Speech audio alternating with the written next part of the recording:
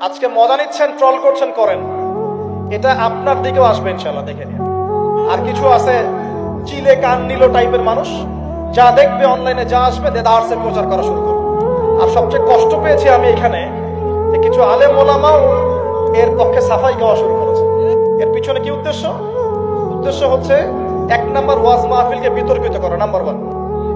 1 number উদ্দেশ্য ওয়াজ মাহফিলের যে চলমান সিলসিলা বাংলার মাটিতে চলছে, এই চলমান সিলসিলাকে বিতর্কিত করা একটা প্রধান উদ্দেশ্য। 2 নাম্বার, ওয়াজ মাহফিলে যেসব বক্তাদের মাহফিলে বেশি মানুষ আসে, এই বক্তাদেরকে জাতির সামনে এই বিতর্কিত করে উপস্থাপন করা। 3 নাম্বার, আপনি যদি একজন বক্তা বা আলেমকে বিতর্কিত করতে চান, 2টা ইস্যু লাগবে আপনার। 1 নারী কেলেঙ্কারি, 2 অর্থের কেলেঙ্কারি, মারো খেলা। আর কিছু আছে চিলে কান নিল টাইপের মানুষ, যা দেখবে অনলাইনে, যা আসবে দেদারসের প্রচার করা শুরু করবে। তুমি যে মিডিয়া, তুমি যে ফেসবুকে ইউটিউবিং করছো, ফেসবুকিং করছো, কখনো কি আমাকে জিজ্ঞেস করেছিল, আমাদেরকে জিজ্ঞেস করেছিল ভাই কি হয়েছে আপনাদের সাথে? তুমি এক পক্ষের কথা শুনে গালিগালাজ করছো, চরিত্র নিয়ে কথা বলছো, টাকার কেলেঙ্কারি দিচ্ছ।